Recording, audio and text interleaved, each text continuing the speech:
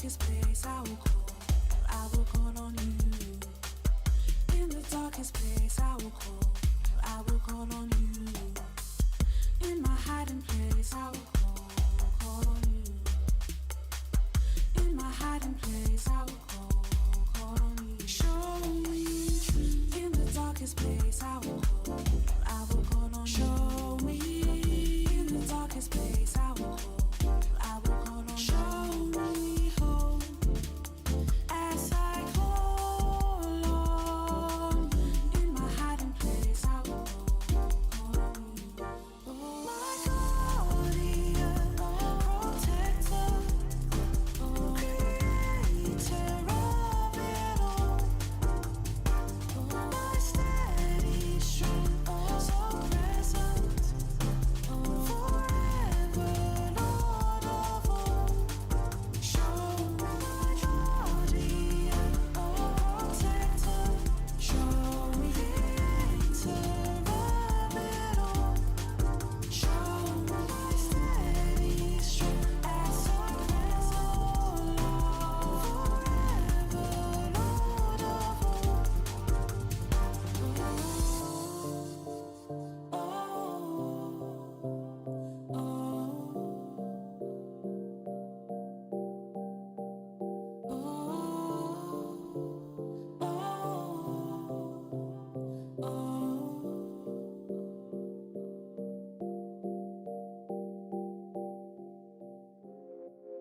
Look up, my darling, you're not alone. Pick up the phone, you're always home, you're always on my line. Yeah. You're always on my mind. Consider the birds, consider the bees, consider the trees, they don't worry, so I don't worry, I won't worry at all, I won't worry, no. Your love shines brighter than the sun. Take me up or take me down. Take me up or take me down.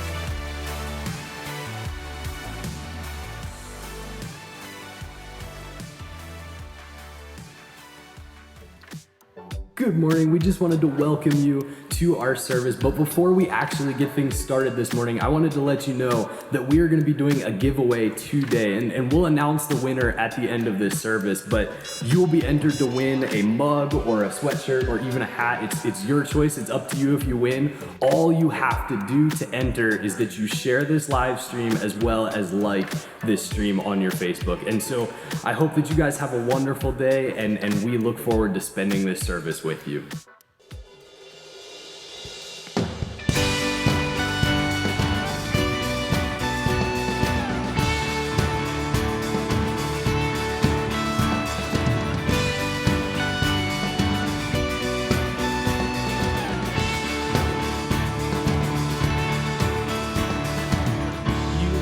Darkness run and hide. You bring the broken back to life. Only you can, only you can. You set me free from every chain. You fill my heart with songs of praise. Only you can, only you can. Jesus, you're the only reason that I'm even breathing. I am wide awake. My heart beats only for your glory. My hands reach up for you to hold me. My soul sings, Father, you are holy. My feet dance to rhythm. Every beat is calling, every beat is calling out your name.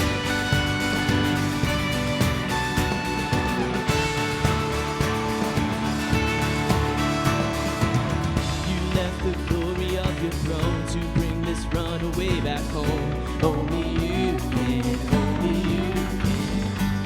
You give me love, you give me life, you keep me dancing through the night. Only you can, only you can. My heart beats only for your glory. My hands reach up for you to hold me. My soul sings, Father, you are holy. My feet dance to rhythm.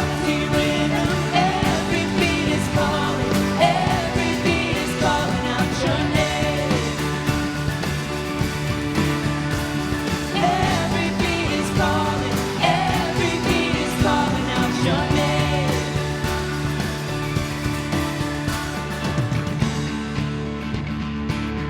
God, you give us the breath in our lungs. We just sing out to you this morning. Jesus, you're the only reason that I'm even breathing. I am wide awake. You move me, your freedom is consuming me. I feel you rushing through me. I'll never be the same. My heart beats only for your glory. My hands reach up for you to hold me. My soul sings, Father, you are holy. My feet dance to rhythm. Every beat is calling, every beat is calling out your name. Every beat is calling, every beat is calling out your name. Every beat is calling, every beat is calling out your name. Hey!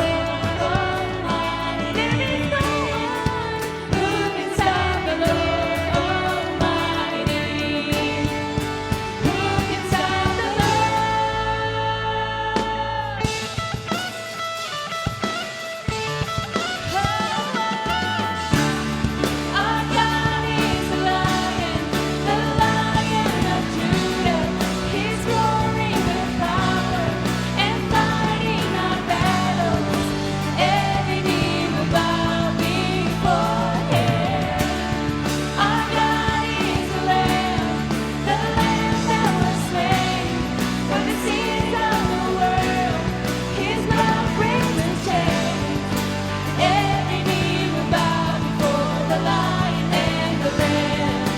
Every knee will bow before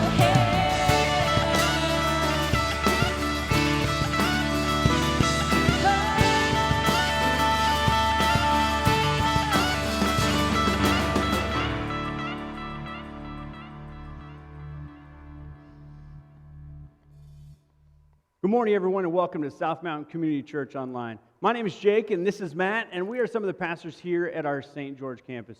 I know things are still a little crazy around the world, but I am excited to share that things are getting better here in southern Utah. So today, I want to talk small groups. Restrictions on gatherings have been changing, so for our campus, small groups are likely to start coming back very soon. So, we want everyone to remain safe and virus-free, so please, if you have symptoms or if you know someone who has symptoms, been around someone who has symptoms, please do not re-engage. If you are immune compromised, please do not re-engage. We only have a few weeks left in our small group season anyway, so if you aren't ready to maybe just jump in yourself, please do not re-engage. I personally have a heart and I believe that we grow better together, and I want to see as many people as strong and as healthy as possible. So, if you are ready to start meeting, I want you to be ready, and I want you to enjoy and love growing with your church family. So things are certainly starting to get better, and one of the ways that you can actually get involved and help with coronavirus recovery is to give blood, and we have this really, really awesome opportunity coming up where some of our students and some of the people from our congregation are actually working together to get a blood drive going, and it is currently scheduled for May the 5th. And so if you look in the comments below this video, you will see a link to the information for the next blood drive that's coming up here in St. George. So I would advise you guys to check that out and really jump on that. And before we get back to the music, I want to share an amazing story. This season that we are all in has really tested us. It's tested our budgets, it's tested our patience, and in some cases, it's even tested our faith. I want you to watch this short video on how one of our staff members here at SMCC has been tested and still finds rest in Jesus Christ today. Her autoimmune disease leaves her body attacking its platelets, which is what it needs to make its blood thicker. So without that, she has an increased risk of bleeding. If I were just to ride my bike, if I were to crash, it could be potentially very dangerous. It's just harder for me to do what I like to do. So because Jasmine was treated with steroids, which lowers her immune response to viruses and other things, when we first found out about coronavirus, it was scary. We didn't know if one of our kids was carrying the virus. We didn't know if we were carrying the virus. We didn't know how easy somebody could get that. So before the school shut down, even before the church shut down, we actually decided as a family unit that we were just going to halt all activity. About 3 weeks ago, she developed a headache that wouldn't go away, would not respond to any kind of treatment, heat, cold, medicine. We repeatedly called doctors and decided to take her into the pediatrician, which led to an emergency room visit. It just got to the point where I needed to stay in my room with the lights off, just by myself. As a parent, it was scary. She also had a fever, and the pain radiated down her neck. So immediately, with any pain that your child has that you can't help, it's scary because normal things react to medicine. And this wasn't normal. This had no reaction. My greatest fear was that we were not going to be able to help her, that it was too late, because she wasn't responsive to medicine. And I knew that some of the side effects of the medication that she was on was blood clots. And that was my biggest fear. We took her to the ER where she had an MRI done, which resulted in showing a large blood clot on the top of her head running from front to back, and one that wrapped around the side of her head from back to front. And the doctor came in and he looked at Jasmine and he said, "I cannot believe that you're sitting up and talking to me." I was thankful that God had sustained my child, that she was able to sit up and talk and communicate. My prayers during those times, like, they were me, like, a cry for help, honestly. And it, like, developed from a cry to help for me to me being, like, extremely angry. Like, why isn't this going away? You were supposed to help me. So because there isn't really a quick fix in this, we just have to trust God in our waiting and know that He's taking care of her. So along with the prayers and the Facebook messages and the phone calls and texts that we got, Jasmine received a text message from our student pastor, Jacob, just encouraging her, letting her know it's okay to have a range of emotions and feelings such as anger and fear and even resentment towards God, because He expects that out of us. That's our nature. So looking back through this whole process, we have seen how God has walked beside us and been with us.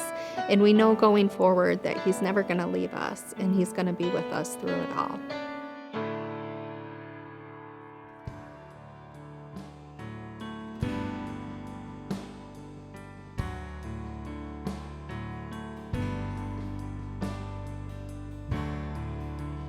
Are you hurting and broken within?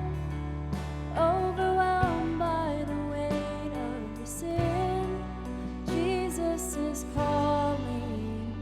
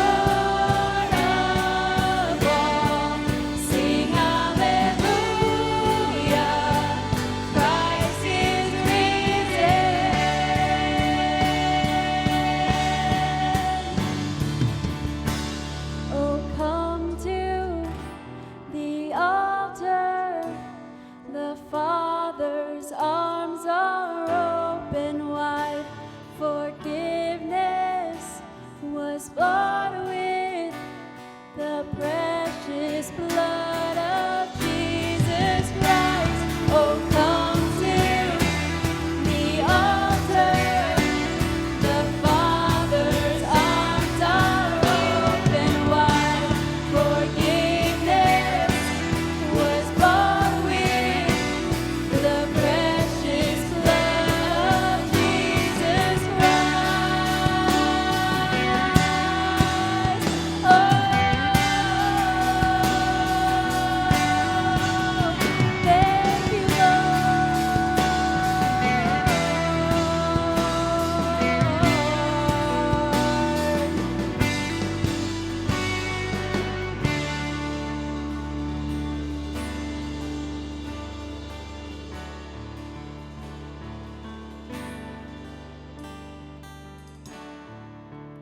Bear your cross as you wait for the crown.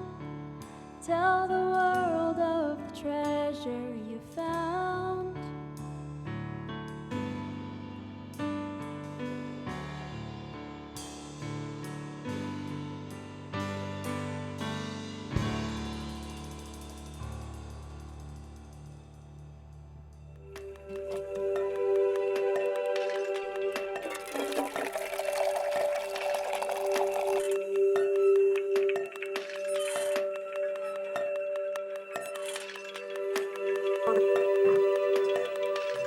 He's ready. Are you? This side.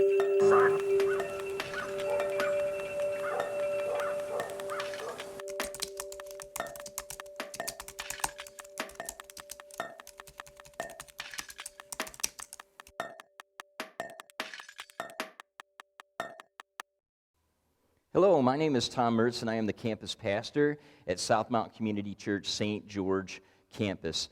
Last week, we began a three-part series about boredom, and for very good reason. There are a lot of people out there right now who are bored. Maybe you're sitting at home and you're bored right now. Now, our series thesis on this is very simple. Boredom is more like an idling engine than a dead battery. It's more like an idling engine than a dead battery. Now, for most of us, it might be more correct to say that we have not idled ourselves as much as we have been idled by circumstances beyond our control. And what we are seeing right now all across America is we now enter going into 2 months of isolation at home for many people is that people are at their wits' end. They're bored. They want to get back to normal as quickly and safely as is humanly possible. And that's actually a very good sign because it shows that this COVID-19 virus has not broken our spirit. Now, today I want to talk to you about another side of boredom, probably the darker side of boredom, and that is what experts would call asadia. Now, I'll give you a definition there. Asadia basically means apathy, boredom. It means that there's no care, no concern, and there is no grief. It's what we might equate to sloth or slothfulness, one of the 7 deadly sins. Now, according to Dorothy Sayers, in her work Greed and Chaos, she said that asadia is the sin which believes in nothing, cares for nothing, enjoys nothing, loves nothing, hates nothing, finds purpose in nothing for which it will die. So asadia or slothfulness is quite different from being idled. Most people who are bored, they actually want something to do. But the person who is in this state of asadia, suffering from asadia, they're involved in an extreme boredom that is just born out of a complete indifference to life. And one of the dangers, I believe, in idling the majority of the human population on the earth is the pathology or the pathological process or progression of boredom. And so here's a theory. Here's the theory here.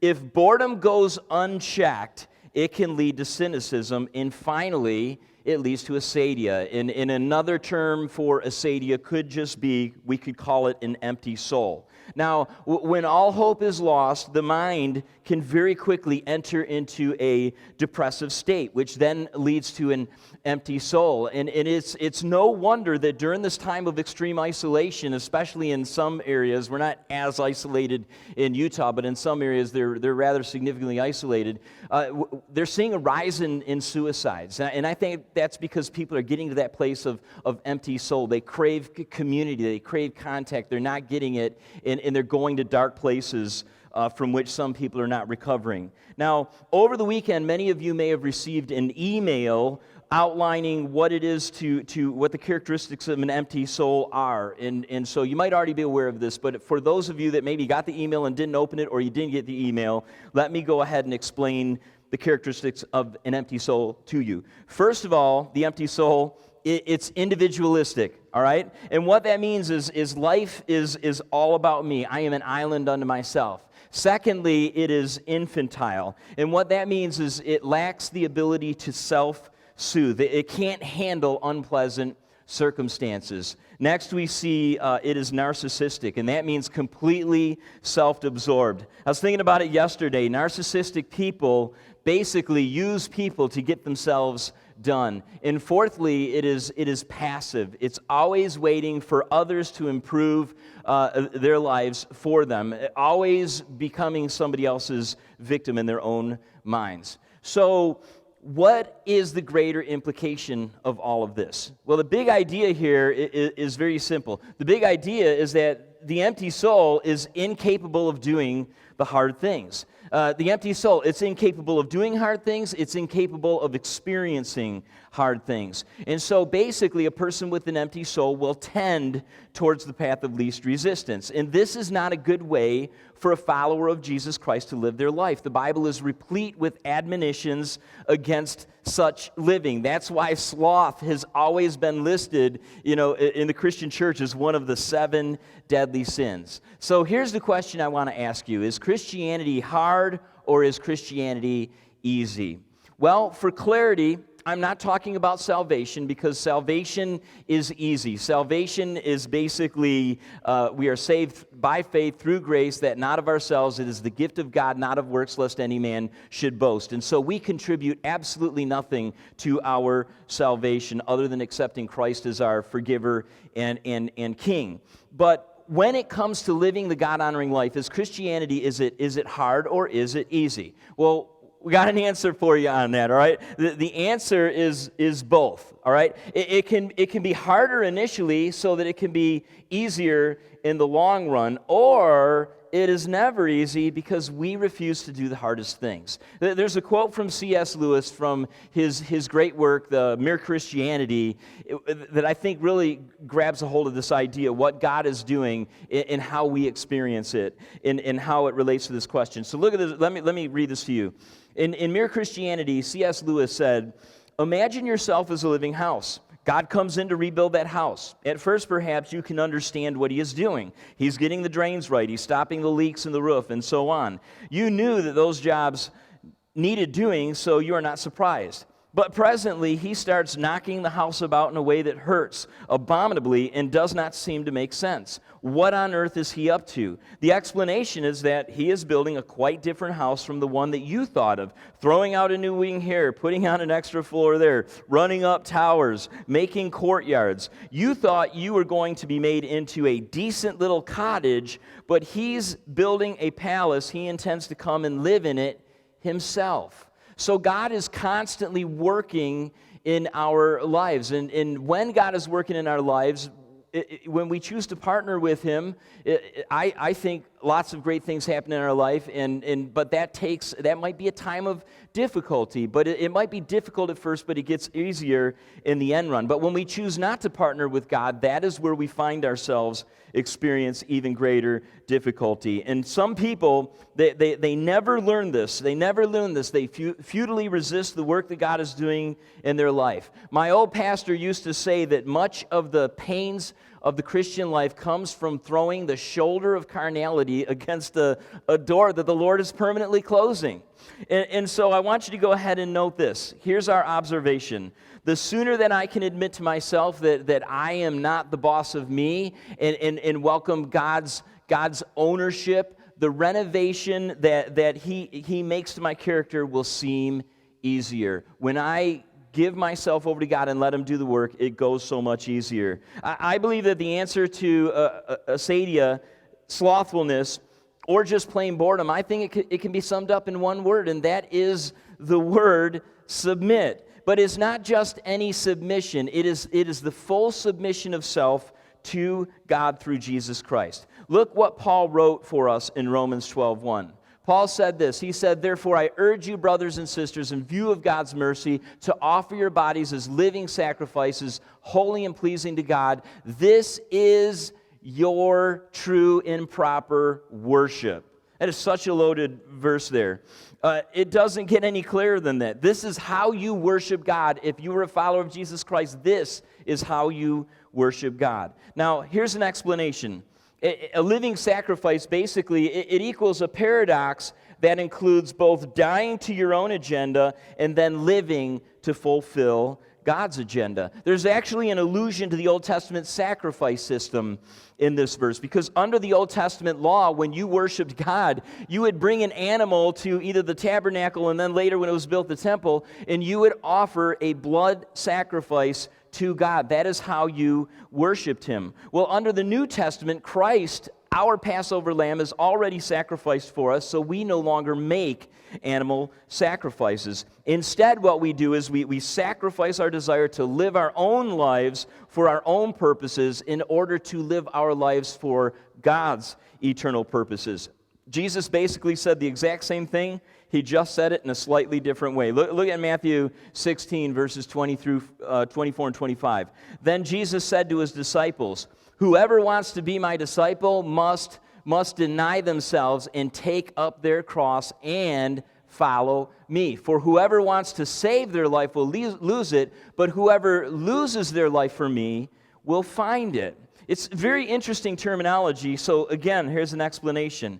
Losing your life means embracing a life of love for God and for others. God's agenda for our lives is very simple. It's very clearly laid out. Love God and love others. God's done everything for us. There's nothing really more for us to do other than live out God's dream that we would fulfill his purposes by loving him and loving others. And when we do that, we become a living sacrifice. The Apostle Paul understood this, and he often spoke of himself as a bondservant. In Romans 1:1, let me read this to you. He said, Paul, addressing the crowd, "Hey, I'm Paul, a bondservant of Jesus Christ, called to be an apostle, set apart for the gospel of God." Now, a servant does not serve their own purposes. They serve the purposes of their master. Well, Paul's master was Jesus Christ. And Paul understood exactly what Jesus meant when he spoke these words in Matthew 11, 28 through 30. I'll read this to you. He said, "Come to me, all you who are weary and burdened, and I will give you rest. Take my yoke upon you and learn from me, for I am gentle and humble in heart, and you will find rest for your souls. For my yoke is easy and my burden is light." That's Jesus is talking about you living the Christian life, fulfilling God's purposes. He said the yoke is easy. He said the burden is light. Now, Jesus originally said that to a nation of people who were trying as hard as they possibly could to earn God's acceptance through good works, through obedience to all the Old Testament laws, and hundreds, if not thousands, of man-made laws as well. Well, the good news is that's not how salvation works. We don't earn God's acceptance. Jesus earned his acceptance for us in living the life that we could not live and dying the death that we deserve to die. And so Jesus, he fulfilled the law. And all that remains for us to do is to love God and to love our fellow man. To literally live our life constantly asking, what does love require of me today? When we wake up every single morning and we say, what does love require of me today? And then we go out and do it, then we are fulfilling Christ's dream that every single day we would take up our cross, deny ourselves, and follow him.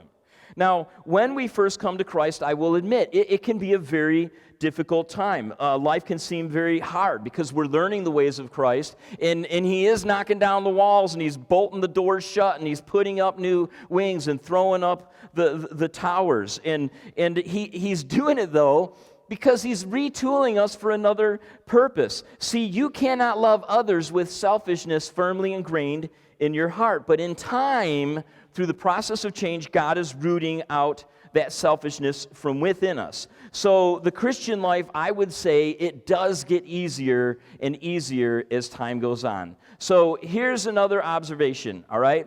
The hard things of Christianity are made easier when we do them with passion, discipline, and urgency for God and for His purposes. So the things that come easy to you are the things that you have passion for. All right? If you like riding mountain bikes, something I've been enjoying here lately, when you have a passion for it, it's not hard to want to go out and ride. If you like to golf, it's not hard when you have a passion to go out and golf. And if you love God and you want to fulfill His purposes, then that passion is going to make it easier for you to grow with God and to actually accomplish what He wants you to do. So you got to ask yourselves, if I don't have that passion, where can I find it? Where do I get that kind of passion from? Well, Paul actually gave us the answer in Romans 12:1. Let me read this to you again. Paul said, "Therefore I urge you, brothers and sisters, in view of God's mercy." Do you see that? In view of God's mercy displayed in the sacrifice of Jesus Christ. He says, in view of God's mercy, offer your bodies as living sacrifices, holy and pleasing to God.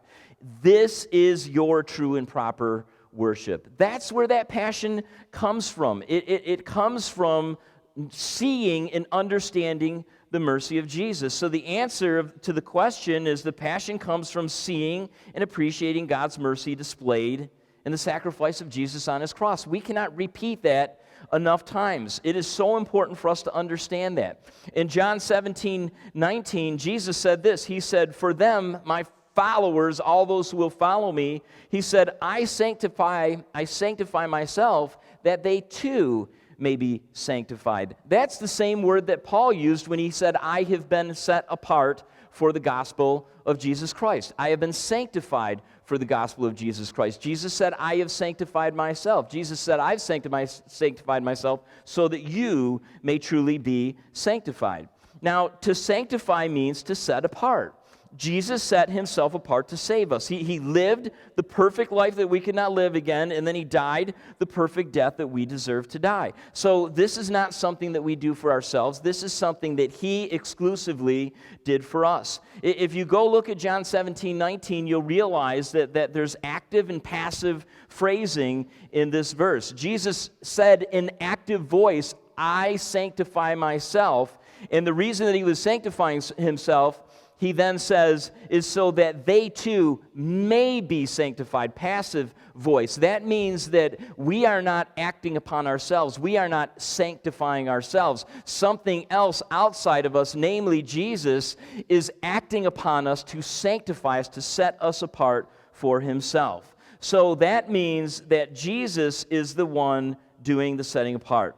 And then once we are saved, every single day, we then set ourselves apart by taking up our cross daily, by being a living sacrifice, by saying no to fulfilling our own will, our own desires, so that we can fulfill the desires and the purposes of God. And again, what are those desires? Love the Lord, those purposes, love the Lord your God with all your heart, soul, mind, and strength, and love your neighbor as yourself. Jesus said that on that command hangs all the laws and the prophets. And so we find that love, we find that passion clearly rooted in the mercy of Jesus. So we don't want our boredom to lead us towards individualistic, infantile, narcissistic, and passive behavior. That's not what we want. We do not want to become slothful people. We want to let our boredom lead us to God, from whence we find the strength to fulfill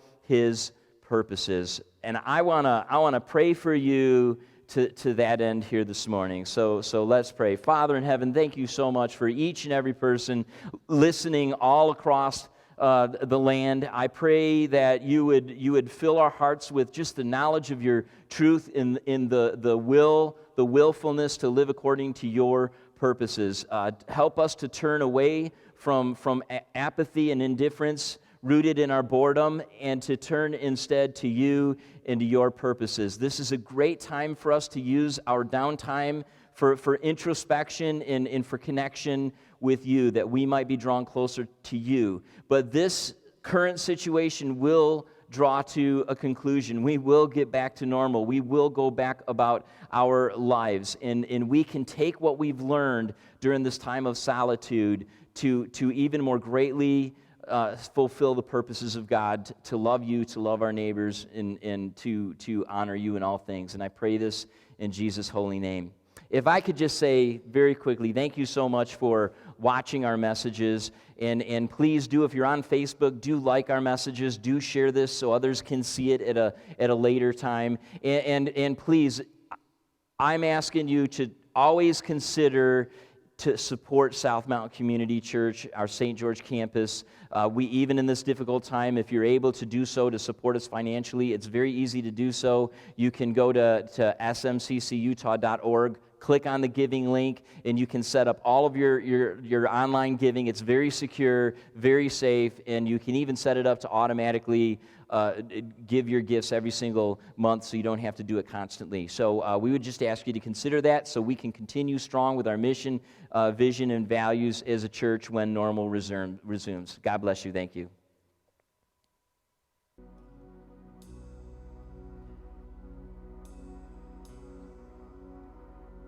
From the darkness, I called your name. Into darkness, your mercy came. You called me out, lifted me up. How great is your love? You bore my weakness, you took my shame, buried my burdens in fields of grace. You called me out, lifted me up. How great is your love? From the heights of heaven, you stepped down to earth. Innocent perfection, gave your life for us. We are amazed. We stand in awe, for we have been changed by the power of the cross. How great, how great, how great is your love? How great, how great, how great is your love? How great, how great, how great is your love for us?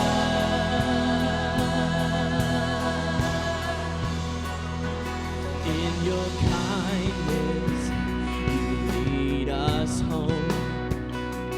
In your presence, where I belong. Oh, you call me out, lifted me up. How great is your love? From the heights of heaven, you stepped down to earth. Innocent perfection, gave your life for us. We are amazed. We stand in awe, for we have been changed by the power of the cross. How great, how great, how great is your love? How great, how great, how great is your love? How great, how great, how great is your love for us? How great is your love for us?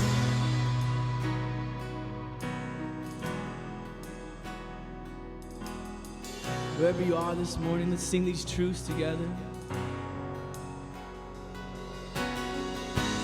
There has never been, there will never be a God like you, a love so true.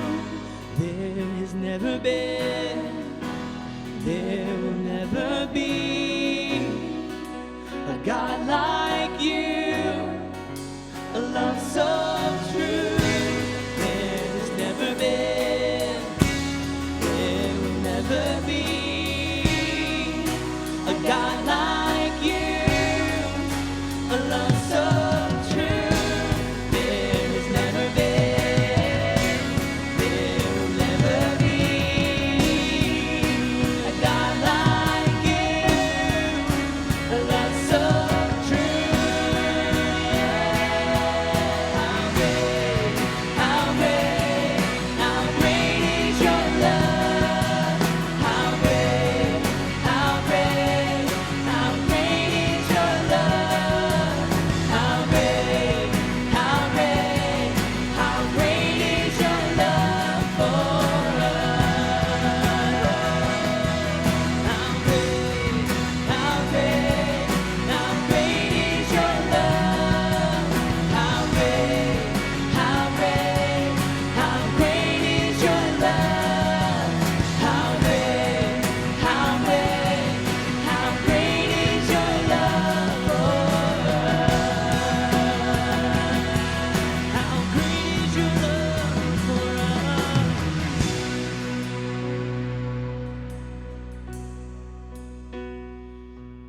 God, we sing of your great love this morning. And I love that we get to sing the truths together that there has never been and there will never be a God like you, a love so true. It says that you are God and you have always been God, and there will be no God. There were no gods before you, and there will be no gods after you. And it says that in your word. And if your word says it will never fall, that means it never has. So that means that truth is a truth this morning that we can declare together boldly and with confidence this morning. There's power in your name. And we sing of that power. We sing of that love. God, we love you so much, and it's in your name we pray. Amen.